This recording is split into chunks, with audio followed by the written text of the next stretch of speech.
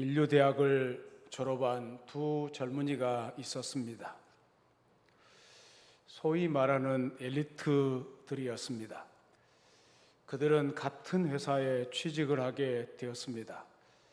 그들은 부푼 마음으로 회사에 첫 출근을 했는데, 그런데 뜻밖에도 그들에게 첫 번째로 주어진 업무는 백화점 내에 있는 엘리베이터 안에서 손님들을 안내하는 일이었습니다. 그들은 내심 불만스러웠습니다. 그래도 자기들은 소위 말하는 인류대학을 졸업한 엘리트들인데 그렇게 하찮아 보이는 일을 맡긴다는 것이 불만스럽지 않을 수가 없었습니다. 급기야 그 가운데 한 사람은 사표를 내던지고 그 회사를 나오고 말았습니다. 자기의 능력과 학벌에 맞는 직장을 찾아보겠다는 마음이었습니다. 그러나 또 한 사람은 달랐습니다. 물론 그가 원하던 일이 엘리베이터 안에서 안내하는 일은 아니었습니다. 그러나 사장님이 자신을 그곳에 배치한 것은 틀림없이 자기 나름대로의 뜻이 있을 것이라고 생각했습니다.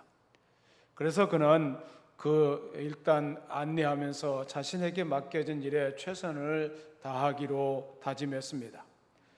그는 엘리베이터 안에서 손님들을 안내하는 가운데 자연히 백화점 안에 있는 손님들의 이야기에 귀담아 듣게 되었습니다. 그러면서 그는 손님들이 백화점에 대해서 무엇을 요구하고 있고 손님들의 취향이 무엇이고 또 손님들이 원하는 상품이 무엇인지 쉽게 파악할 수 있었습니다.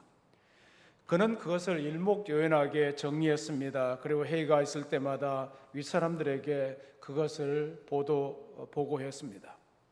그때마다 그의 보고는 받아들여졌습니다. 그래서 백화점은 손님의 기호에 점차 맞출 수 있었고 또 그것에 따라서 백화점의 매상도 점차 늘어났습니다.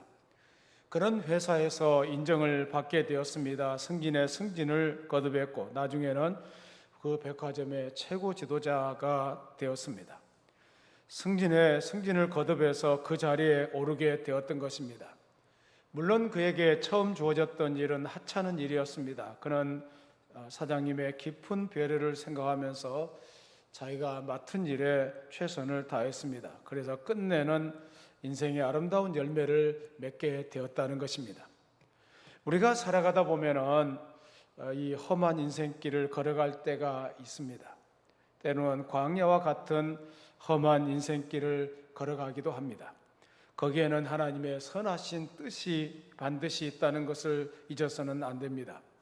나를 사랑하시는 하나님, 하나뿐인 독생자 예수 그리스도까지 아낌없이 나를 위해 내어주신 하나님이 왜 의미 없는 시련을 나에게 허락하시겠습니까? 하나님이 우리를 광야길로 인도하실 때는 그 가운데 하나님의 그 깊은 배려가 있다는 사실을 잊어서는 안 됩니다. 고난을 당하는 그 당사자의 시각으로 볼 때는 이해가 안 될 때가 많습니다. 그러나 그 고난을 믿음으로 극복하고 고난당하던 그 시절을 돌아보면 그 고난의 때가 얼마나 유익한 시간이었나를 알게 됩니다. 오늘 본문을 중심으로 해서 광야의 길을 걷게 하신 이유라는 제목으로 은혜를 나누고자 합니다. 하나님은 당대에 최강의 나라 애굽 왕을 굴복시켜 이스라엘 족속을 출애굽시켰습니다. 여호와 하나님은 홍해를 기적으로 가르시고 그 민족을 통과하게 하셨습니다. 그럼에도 불구하고 하나님은 이스라엘 백성들이 광야길로 인도하셨는데 13일이면 도착할 수 있는 가나안 길이 있는데도 불구하고 불뱀과 정갈이 있는 광야, 물이 없거나 마실 수 없는 쓴 물의 웅덩이가 있는 광야로 그 백성을 이끌어 가셨습니다. 출애굽기 13장 17절 말씀을 같이 읽겠습니다. 바로가 백성을 보낸 후에 블레셋 사람의 땅의 길은 가까울지라도 하나님이 그들을 그 길로 인도하지 아니하셨으니 이는 하나님이 말씀하시기를 이 백성이 전쟁을 하게 되면 마음을 돌이켜 애굽으로 돌아갈까 하셨습니다. 출애굽 사진 첫 번째 사진 한번 띄워주세요. 첫 번째 사진을 띄워보면은 그 새파랗게 그려진 그 그림, 그 지중해 연안길로 가면은 13일이면 갈 수 있는 곳이 가나안 땅입니다. 애굽에서 이 해변길로 가면은 13일이면 갈 수 있는 길인데, 그런데 이스라엘 백성들이 이 가나안 땅에 가다가 거기서 아말렉 족속들이 또 쳐들어오고 또 블레셋 족속들이 쳐들어오면은 다시 애굽으로 돌아갈까 해서 그 길로 인도하지 않았다고 했습니다. 그리고 광야길로 인도하셨는데, 광야는 지리학적으로 거칠고 거주하기가 부적당하며 경작지로 사용하기가 힘든 넓은 지역을 가리킵니다. 그러나 성경에서 광야란 말이 황무지와 사막지역, 들가시와 찔레가 자라는 곳, 바위투성이의 산악지역, 수풀지역, 목장지역 등 광범위한 의미로 사용되었습니다. 제가 방문했던 그 시나이 반도는 그야말로 광야였습니다. 모래바람이 휘날리며 풀은 거의 없었고 산악은 민둥산이었습니다. 학자들의 연구에 의하면 출애굽한 인구가 200만에서 300만 정도 되었다고 합니다. 그리고 가축들도 많이 포함되어 있었습니다. 그들은 장렬하는 태양빛을 받으면서 먼지를 일으키면서 시나이 광야를 통과해야만 했습니다.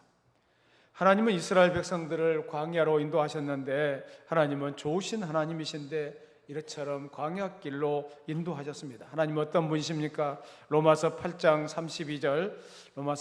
32절 말씀을 같이 읽겠습니다. 자기 아들을 아끼지 아니하시고 우리 모든 사람을 위하여 내주신 이가 어찌 그 아들과 함께 모든 것을 우리에게 주시지 아니하시겠느냐. 자신의 아들까지도 주신 하나님께서 우리에게 모든 것을 허락하신다는 말씀이십니다. 하나님은 절대적인 선이신 분이십니다. 그런 하나님께서 이스라엘 백성들을 광야길로 인도하셨습니다. 왜 그들에게 광야가 필요한 것입니까? 왜 광야를 거쳐서 가나안 땅에 이르게 하신 것입니까? 우리가 이미 사진에서 보았던 것과 같이 애굽에서 가나안 땅에 이르는 해변길이 있었다는 것을 말씀드렸습니다. 그 길은 쉽고 가까운 길이었습니다. 그런데 하나님은 그 길로 이스라엘 백성을 인도한 것이 아니라 어렵고 고통스러운 길로 인도하셨습니다. 광야는 고난의 신학교였습니다.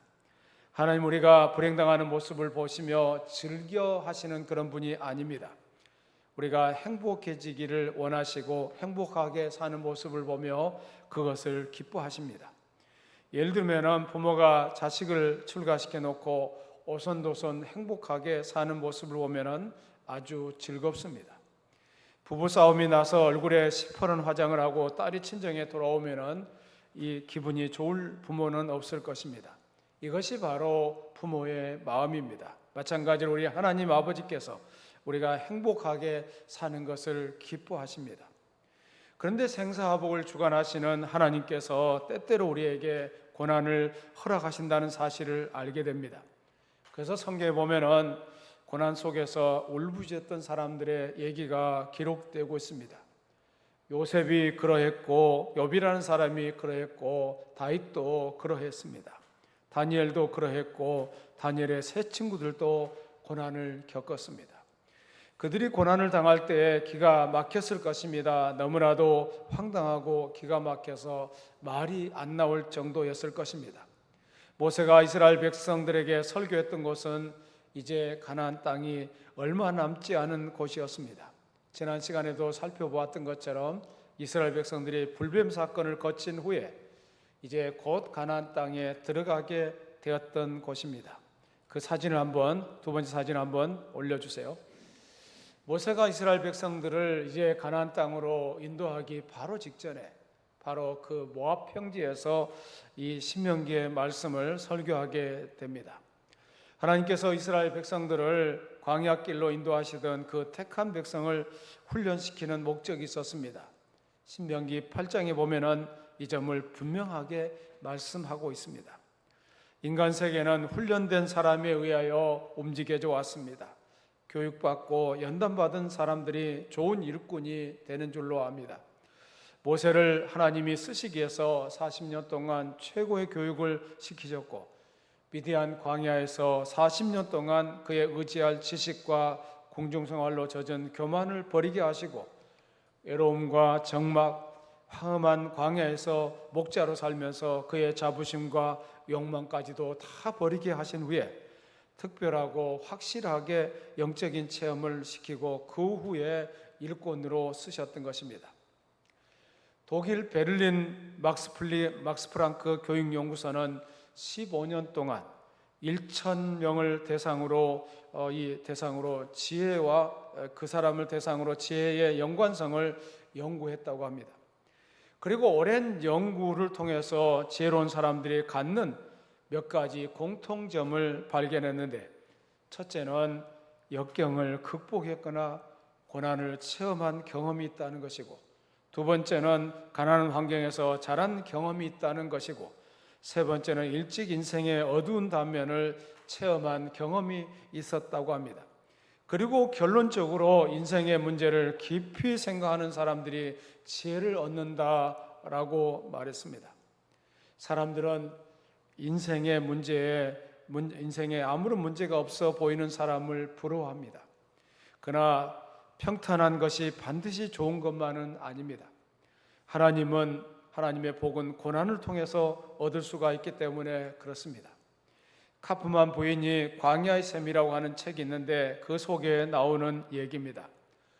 어느 날 뇌구치를 들여다보니까 뇌구치의 구멍이 얼마나 좁습니까? 직경이 한 2mm 정도밖에 안 되는 구멍이 빠끔히 뚫리는 것입니다. 그래서 그 구멍을 보니 거기서 번데기가 나비가 되어 나오려고 하고 있었습니다. 몸부림을 치고 흔들흔들하고 있었습니다. 그저 애쓰는 것을 가만히 보니까 천신만고하는 것 같습니다. 애쓰고 그 좁은 구멍으로 나오려고 하고 있었던 것입니다. 그래서 카프만 부인이 내가 긍휼을 베풀어야지 하면서 가위로 잘라서 구멍을 넓혀 주었습니다. 그는 가위로 자르면서 내가 하나님보다 더 자비가 많다라고 생각했습니다. 그랬더니 그렇게 편안하게 나온 나비는 그 자리에서 죽어버리더라는 것입니다. 그 좁은 구멍으로 나오려고 몸부림을 치는 동안에 비로소 그 영향이 온 날개로 뻗치고 온몸에 근육이 생기고 그리고 거기에 강한 마찰과 함께 전체 체력이 강해지고 그래서 살아남은 것인데, 자기가 뭘 안다고 구멍을 넓히고 편안하게 나오게 했더니 그만 내가 나비 하나를 죽여버렸다고 하면서 뉘우쳤다고 합니다.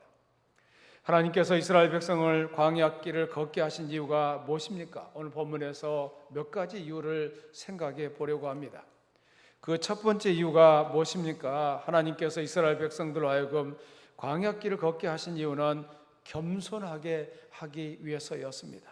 2절 말씀을 같이 읽겠습니다. 2절입니다. 시작. 내 하나님 여호와께서 이 40년 동안에 내게 광야길을 걷게 하신 것을 기억하라.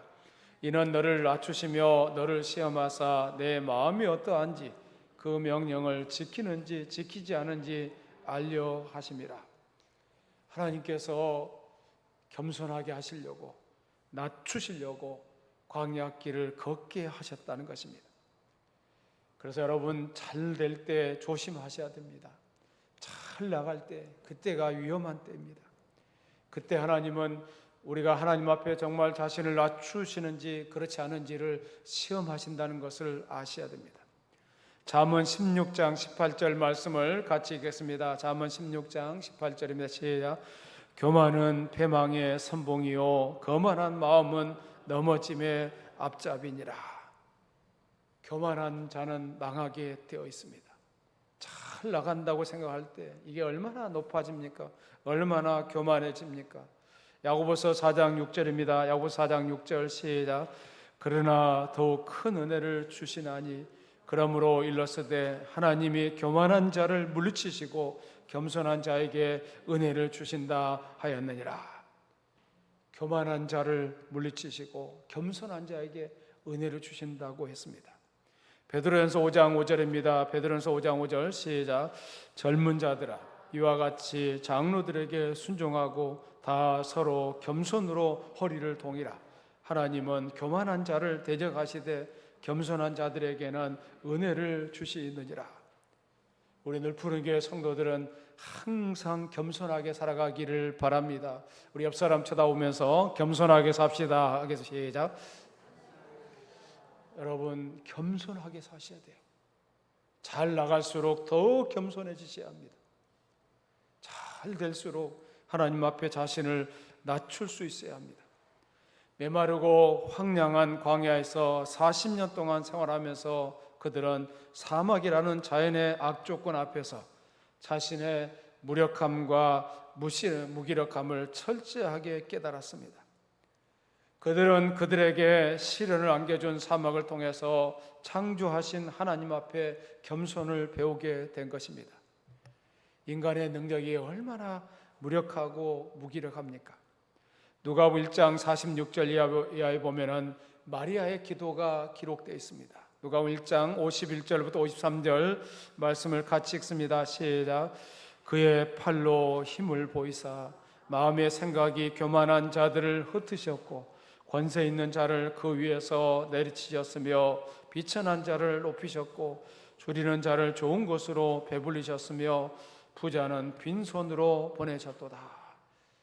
권세 있는 자를 그 위에서 내리치셨고 비천한 자를 높이셨고 줄인 자에게 배불리었고 부자는 빈손으로 보내셨다 했습니다. 사랑하는 여러분, 힘들고 어려운 현실이 여러분에게 주어졌습니까? 어려운 현실을 통해서 우리는 겸손을 배워야 합니다.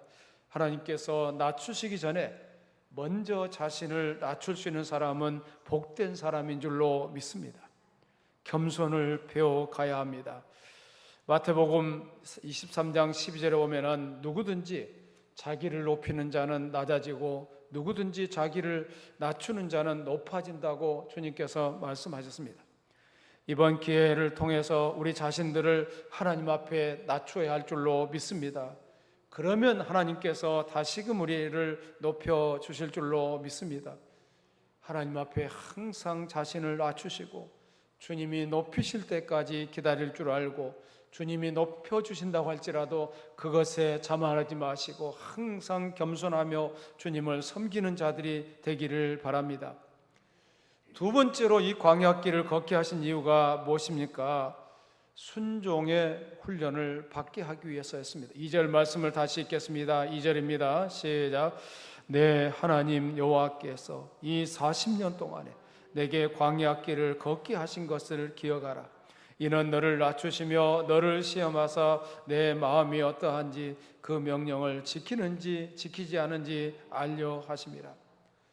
이스라엘 백성들은 급변하는 사막의 환경을 끊임없이 대처해 나가지 않을 수가 없었습니다. 결국 이러한 경험은 그들로 하여금 하나님께 대한 순종의 훈련을 쌓게 만들었습니다. 하나님께 대한 순종만이 그들이 당면한 역경을 헤쳐나가는 유일한 비결이었고 하나님께서는 자연 환경을 통해서 그들을 순종하는 사람으로 훈련시키신 것입니다. 성경 인물들을 보면은 광야 길을 걸으면서 순종의 훈련을 받은 사람들이 성경에 많이 기록되고 있습니다. 그들은 어떤 환경을 만나든지 간에 변함없이 하나님을 섬기는 사람이 되었습니다.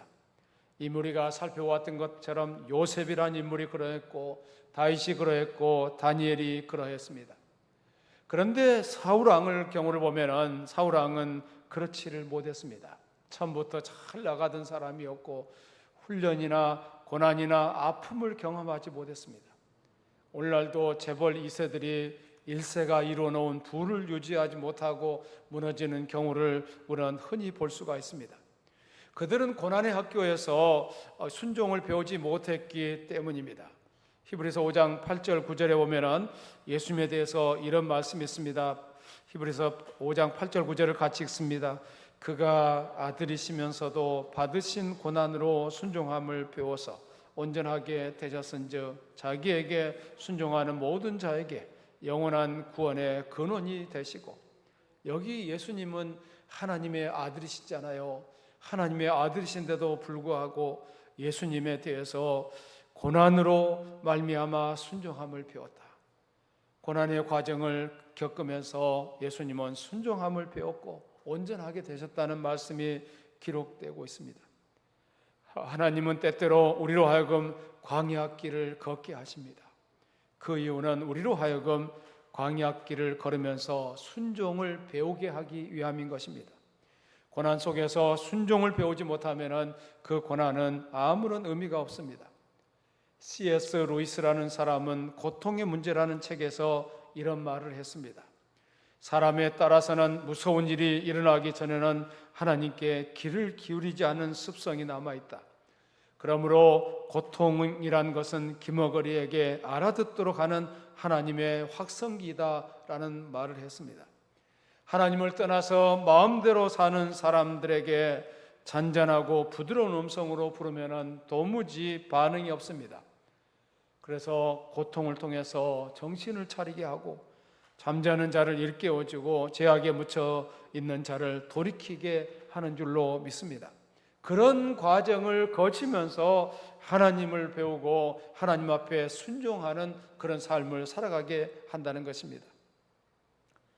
1970년대 우리나라 시골 마을마다 잘 살아보세, 잘 살아보세, 우리도 한번 잘 살아보세.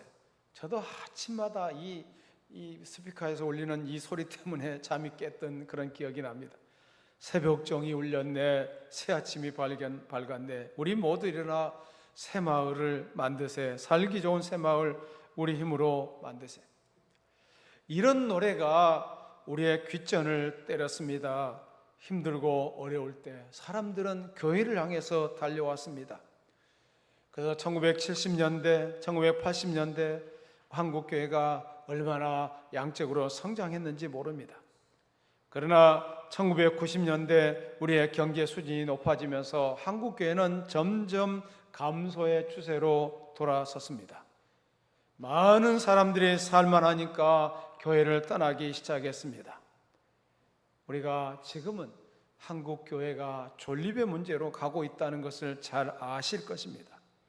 많은 사람들이 살만하니까, 여유가 있으니까, 경제적인 여유가 있으니까 더 이상 하나님이 필요 없다고 생각합니다. 이제는 내 마음대로, 내 생각대로 살아야겠다고 생각하면서 자기 멋대로 살아가는 사람들이 많습니다. 우리가 이 지금 어려운 시기를 살아가면서 순종의 훈련을 받아가면서 주님이 기뻐하시는 인생을 살아드려야 할 줄로 믿습니다. 광야길을 걷게 하신 세 번째 이유가 있습니다. 그 이유가 무엇입니까? 하나님만을 전적으로 의지하게 하기 위해서 광야길을 걷게 하셨다는 것입니다. 오늘 3절 말씀을 같이 읽습니다. 3절입니다. 시작.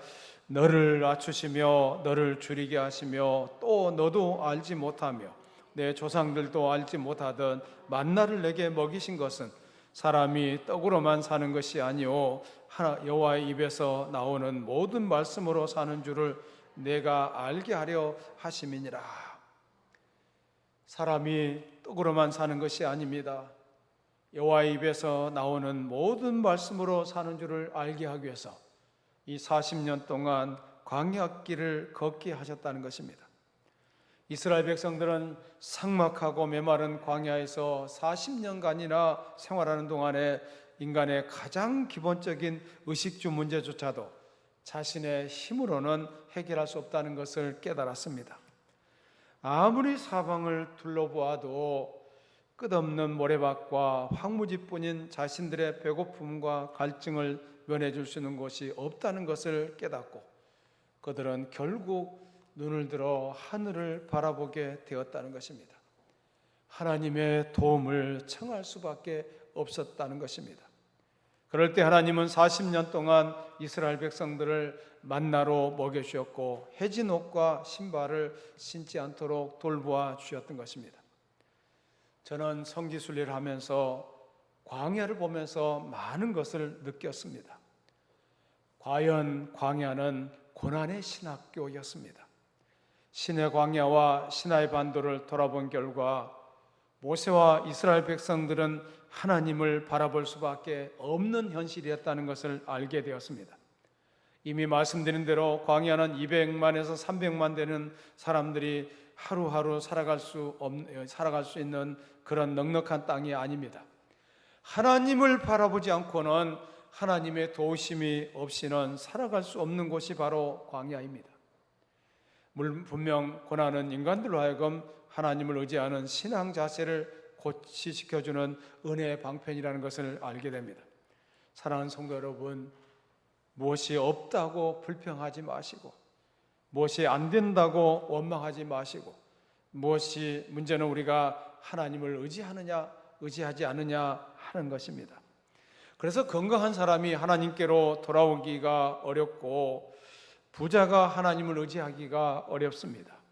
그래서 가난하고 병들고 고통당하는 자들이 하나님께 쉽게 돌아올 수가 있습니다. 그것은 자신에게 의지할 것이 없기 때문에 그렇습니다. 지금 어려운 삶을 살고 있습니까? 하나님을 의지하시기를 바랍니다. 하나님만을 바라보면서 이 고난의 신학교를 잘 극복할 수 있기를 바라는 것입니다. 마태복음 6장 31절부터 33절 말씀을 같이 읽겠습니다. 시작. 그러므로 염려하여 이르기를 무엇을 먹을까, 무엇을 마실까, 무엇을 입을까 하지 말라. 이는 다 이방인들이 구하는 것이라. 너희 하늘 아버지께서 이 모든 것이 너희에게 있어야 할 줄을 아시느니라. 그런즉 너희는 먼저 그의 나라와 그의 의를 구하라. 그리하면 이 모든 것을 너희에게 더하시리라. 광야는 떡을 먹는 곳이 아니라 만나를 먹는 곳입니다. 떡은 자기의 지혜와 자기의 방법을 말합니다. 자신의 능력을 말합니다. 이런 것을 가지고는 광야 생활을 할 수가 없는 것입니다. 광야는 자기의 경험과 이성, 세상의 방법을 가지고 가는 곳이 아니라 하나님의 방법으로 살아가는 곳입니다. 세상에 달콤한 유혹이 있어도 힘이 들어도 하나님의 방법대로 해야 할 줄로 믿습니다. 그렇게 할 때 하나님은 여러분의 의복이 허지지 않게 하시고 발이 부르지 않도록 인도해 주실 줄로 믿습니다. 이러한 삶의 축복이 우리 모두에게 임하기를 바랍니다.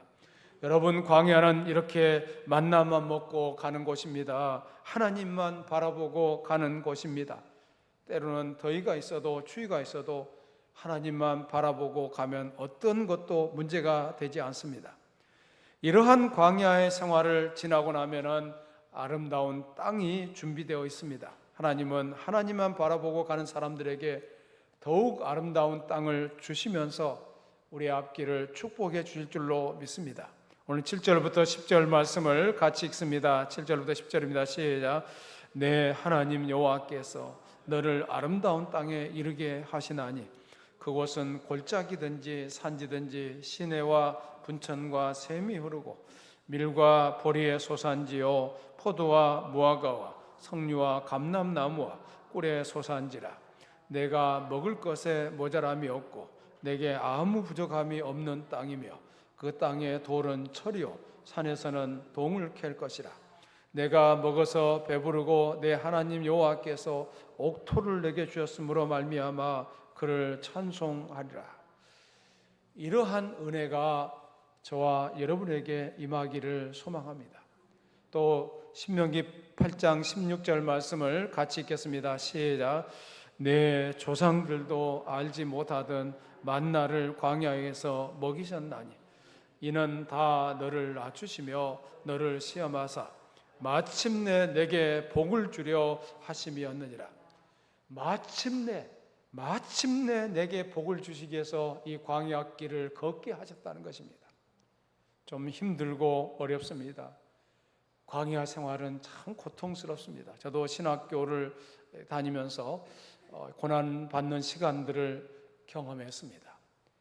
고난받는 것 좋아하는 사람이 어디 있겠어요? 다 힘들고 어렵잖아요. 여러분 나름대로도 다 고난의 학교를 보낸 적이 그런 때가 있었을 것입니다. 광야에서 고난과 훈련의 때가 끝나면은 하나님은 마침내 우리에게 아름다운 복을 주실 줄로 믿습니다.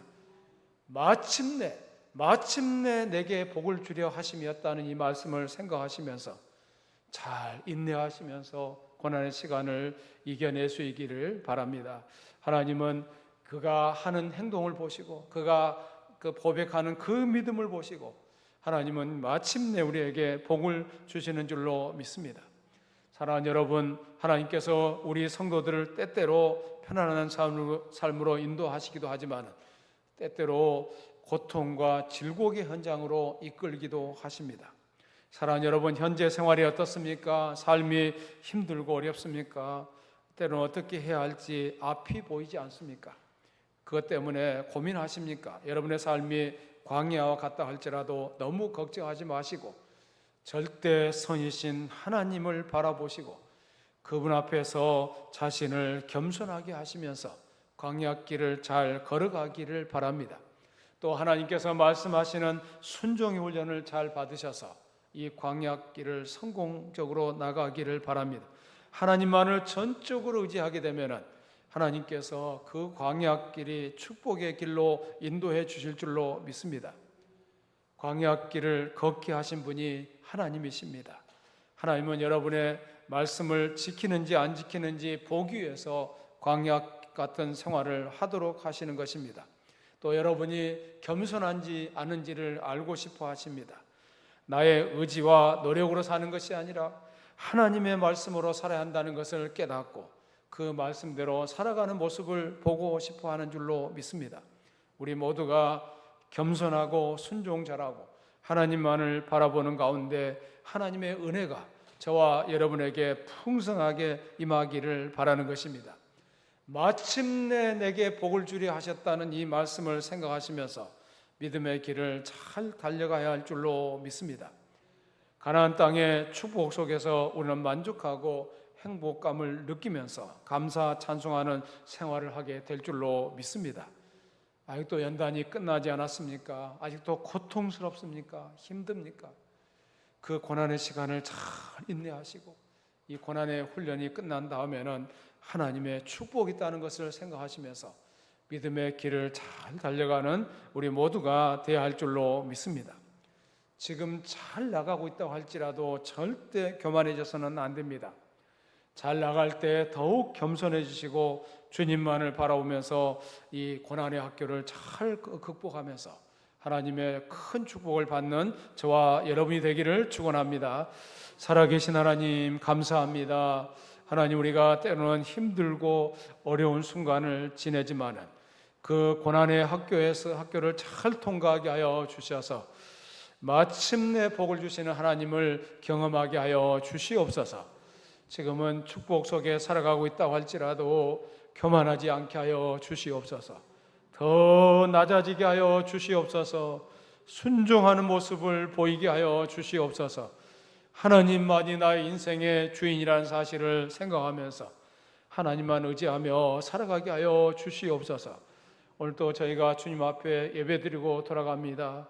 우리의 삶의 현장으로 나갈 때 힘들고 어려운 환경이 있다 할지라도 매사에 감사하면서 하나님께 영광 돌리게 하여 주시옵소서. 믿음으로 하루하루를 극복하며 살아가게 하여 주시고 마침내 복을 주신 하나님을 체험하게 하여 주시옵소서. 예수님 이름으로 기도드리옵나이다.